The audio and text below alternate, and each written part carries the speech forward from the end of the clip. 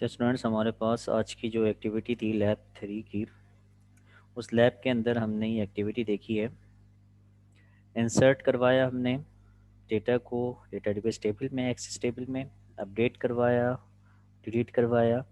इसके लिए जो हमने फंक्शन इस्तेमाल किया है वो OLEDP कमांड का हमने फंक्शन इस्तेमाल किया था। OLEDP कमांड के अंदर dot non execute non query के नाम से, उसके ज़रिए से ये तीनों पैटर्न यानी तीनों ऑपरेशन हमने क्या किए, इजीली परफॉर्म करवाए डेटाबेस से कोड के ज़रिए से।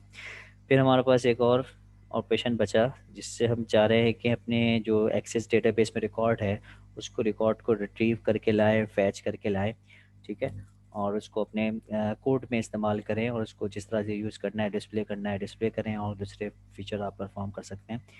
तो उसके लिए हमें रीडर को देखा, हमने यूजिंग रीडर को देखा और डेटा अडेप्टर को भी देखा, और साथ साथ हमने बताया कि ये दो चीज़ों पर मैप करता है, डेटा सेट को फिल करेगा या डेटा टेबल को फिल करेगा, ठीक है।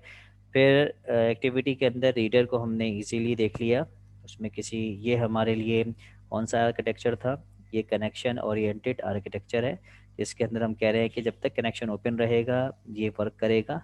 कनेक्शन OLEDP कनेक्शन को आप क्लोज कर देंगे उसके ऑब्जेक्टर को, तो फिर ये क्या हो जाएगा, ये इससे डेटा हमारे पास से लॉस्ट हो जाएगा, ठीक है, क्योंकि कनेक्शन क्लोज हो गया है, रीडर क्लोज हो गया है। और अगर हम कनेक्शन क्लोज के बाद भी अपने पास उस टेबल का रिकॉर्ड किसी कलेक्शन रिकॉर्ड के अंदर सेव करवाना चाहते हैं तो हमें फिर डेटा अडेप्टर यूज़ करवाना पड़ेगा। ये हमारे पास कनेक्शन ओरिएंटेड आर्किटेक्चर नहीं है, ये क्लोज होने के बाद भी अपने पास इस डेटा को स्टोर रखता है।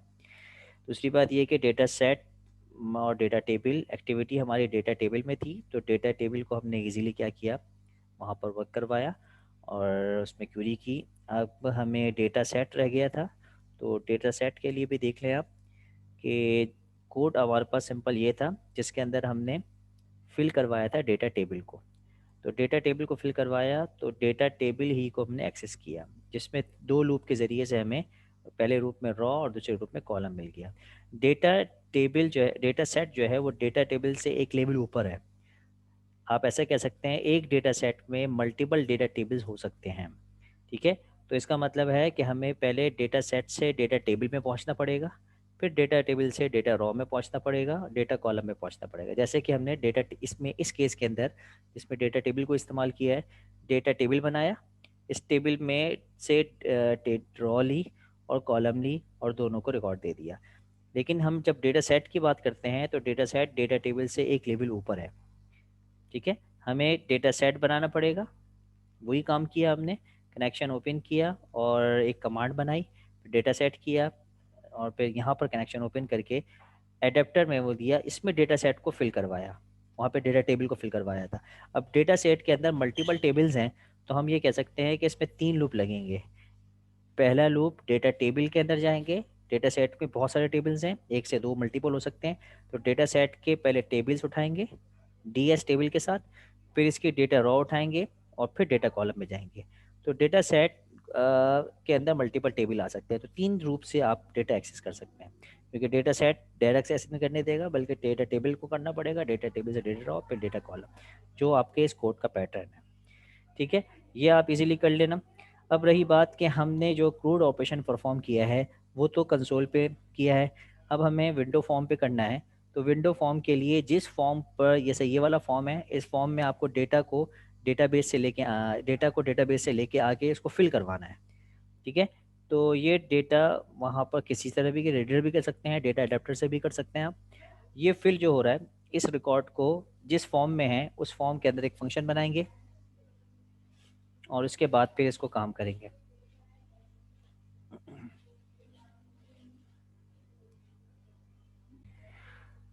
ठीक है, तो इस फॉर्म में हमें डेटा को लेके आना है, तो हम इसी फॉर्म के अंदर कोड करेंगे। और अगर हमें इंसर्ट की कमांड चलानी है तो इस सबमिट के क्लिक के ऊपर ये डेटा को उठाना है और इंसर्ट की क्यूरी बनानी है इससे। अभी तक जो काम किया इंसर्ट की क्यूरी बनाई थी वो हार्ड कोडेड इंसर्ट वैल्यू थी। जैसे कि अगर हम ये क्यूरी की बात करते हैं इंसर्ट की, तो ये इंसर्ट रिकॉर्ड में ये वाली कमांड ये हार्ड कोडेड है, तमाम वैल्यू हार्ड कोडेड है, कोई डायनेमिकली क्रिएट नहीं हुई। तो ये हार्ड कोडेड है, उम्र है तो उम्र ही रहेगा हर दफ़ा। अब जब भी हम क्यूरी चलाएं तो ये उम्र की जगह कोई और वैल्यूज़ आए तो इसको हम कहते हैं कि डायनेमिकली क्यूरी बना रहे हैं। तो डायनेमिक क्यूरी बनाने के लिए आपको फिर उससे बाइंड उसको कॉन्केटिनेट करवाना पड़ेगा सारे जितने भी हमने टेक्स्ट बॉक्सेस हैं उसकी वैल्यूज़ को। ठीक है, तो इसके लिए देखिएगा नॉर्मली हमने जैसे ही सबमिट करवाया तो इसके पास हर कंट्रोल का एक नाम होगा, उस नाम के अंदर इसकी टेक्स्ट वैल्यू होगी, उसकी वैल्यू को एक वेरिएबल में स्टोर करवा लें और वो वेरिएबल हमें स्ट्रिंग के साथ कॉन्केटिनेट कर दें तो इजीली स्ट्रिंग की कमांड बन जाएगी। तो देखिएगा इस बटन इवेंट पे इंसर्ट की कमांड को हमें चलाना है, तो इसके बटन के ऊपर हमने इसके इवेंट पे गए और वही काम किया हमने, वेरिएबल्स बनाए, हर एक टेक्स्ट बॉक्स का एक वेरिएबल बना दिया ताकि शॉर्ट नेम हो जाए और जितने भी है ये हमने लास्ट टाइम डिस्कस कर लिया था। इन वेरिएबल के बाद जब हम क्यूरी बनाएंगे, ये वाली क्यूरी है, ये बताना मकसद है यहाँ पर।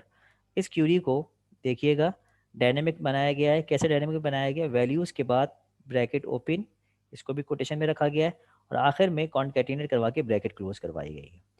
ठीक है, और जो कॉलम है इस कॉलम की मैपिंग इसके साथ हो जाएगी।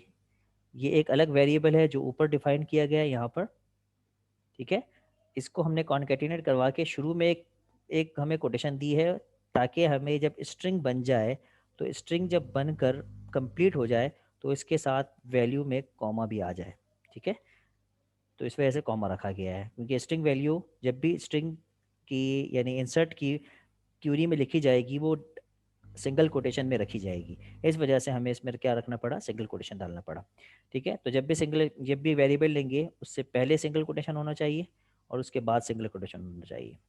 और फिर एक कॉमा आ गया क्योंकि दूसरा वैल्यू देनी है, फिर दूसरा कॉमा आ गया, दूसरी वैल्यू देनी है, तीसरा कॉमा, ये कॉमा भी हमें स्ट्रिंग में चाहिए। ठीक है, जब आप इस तरह की कॉन्केटिनेशन कर लेंगे तो आपके पास प्योरली इसी तरह से कमांड क्रिएट हो जाएगी जो हमने इंसर्ट की कमांड यहाँ पे देखी। ठीक है, इस तरह से क्रिएट हो जाएगी जिसके अंदर ब्रैकेट ओपन ब्रैकेट क्लोज के बाद पहली वैल्यू जो सिंगल कोटेशन में है वो, फिर कॉमा भी आ गया, फिर कॉमा, फिर इसके बाद से दूसरी वैल्यू सिंगल कोटेशन में, फिर कॉमा, इसी तरह से यहाँ तक चलते रहेगा। तो हम इजीली डायनेमिकली ये क्यूरी बन जाएगी। जो भी रिकॉर्ड हमारे उसके पास होगा फॉर्म में होगा, सबमिट पे वो सेव हो जाएगा और फिर वही इजीली हम क्या करेंगे, नॉन एग्जीक्यूट नॉन क्यूरी के ज़रिए से उसको फिल करवाएंगे। और फिल कराने के बाद उन्होंने एक और काम किया है कि जैसे ही ये इंसर्ट हो जाए उसके बाद जो रिकॉर्ड इंसर्ट हुआ है, ठीक है, जो रिकॉर्ड इंसर्ट हुआ है उसको शो करवा दो इसमें टेक्स्ट बॉक्स में। तो उसके लिए उन्होंने मैक्सिमम आईडी रखी है, लिहाजा जो भी रिकॉर्ड सेव होगा उसकी ऑटो जनरेटेड वैल्यू, अगर आपके टेबल में 10 रिकॉर्ड पड़े हुए थे तो आखिरी की जो आईडी थी उसकी वैल्यू क्या थी, 10 थी। 11वां रिकॉर्ड हमने सेव करवाया तो ऑटो जनरेटेड से 10 से 11 हो जाएगी, तो पूरे टेबल में आईडी की वैल्यू मैक्सिमम क्या हो जाएगी, 11 हो जाएगी। तो 11वीं आईडी लेके आ जाएगा, 11वीं आईडी उसको सिलेक्ट करके लेके आ जाएगा मैक्सिमम रिकॉर्ड को और फिर उसको शो करवा देगा कि भाई मेरी जो रिकॉर्ड है वो ये आईडी रिकॉर्ड सेव हुई है। ठीक है, तो इसका काम है सिर्फ और सिर्फ ये वेरीफाई करवा देना कि आपकी जो आईडी सेव हुई है वो कौन सी आईडी है। सेव होने वाली जो आईडी स्टूडेंट की आईडी है या जो भी आप टेबल है यूज़र टेबल है उसकी आईडी कौन सी है उसको शो करवा देगा यहाँ पर। ठीक है, बाकी ये ज़ीद ये कि इंसर्ट जब ये शो हो जाएगा फिर लॉगिन की यहाँ पर इन्फॉर्मेशन दे दी उन्होंने कि लॉगिन भी करवा दिया। ठीक है, साथ साथ उसको लॉगिन भी करवा दिया और यहाँ पर ये इजीली काम हो गया। ठीक है, तो यहाँ बाकी सबमिट के ऊपर आपने अपडेट करवाना है, डिलीट करवाना है, कोई भी कमांड आप लगा सकते हैं। ठीक है, तो एक्सरसाइज में है, एक्सरसाइजेस के अंदर आपको क्या करनी है, जो पहले आपने लैब 1 या लैब 2 के अंदर कोई भी एप्लीकेशन बनाई थी जिसने मैनेजमेंट सिस्टम बनाया जो भी, उसका एक टेबल लेंगे, उसके अंदर क्रूड ऑपरेशन परफॉर्म करवाएंगे इसमें इस मैकेनिज़्म से OLEDP कनेक्शन से। ठीक है, तो एक टेबल को बनाना है, जैसे कि अगर मैंने 10 आपको बताया था कि 10 मेन्यूज़ बनाए तो 10 मेन्यूज़ में एक टेबल एक मेन्यू को रिप्रेजेंट कर रहा है, तो एक मेन्यू का टेबल बनाएंगे और उस टेबल के साथ आप क्या करेंगे, परफॉर्म करेंगे। ठीक है, तो परफॉर्म करने का मतलब ये है कि इंसर्ट अपडेट डिलीट की कमांड आप क्यूरी से भेजेंगे। और अगर विंडो फॉर्म है, जाहिर सी बात है विंडो फॉर्म है, तो विंडो फॉर्म के लिए आपको टेक्स्ट बॉक्सेस वगैरह भी बनाने होंगे जो आपने लैब एक्टिविटी 1 में बनाया है। वही चीज़ आप परफॉर्म करने जा रहे हो यहाँ पर। ठीक है।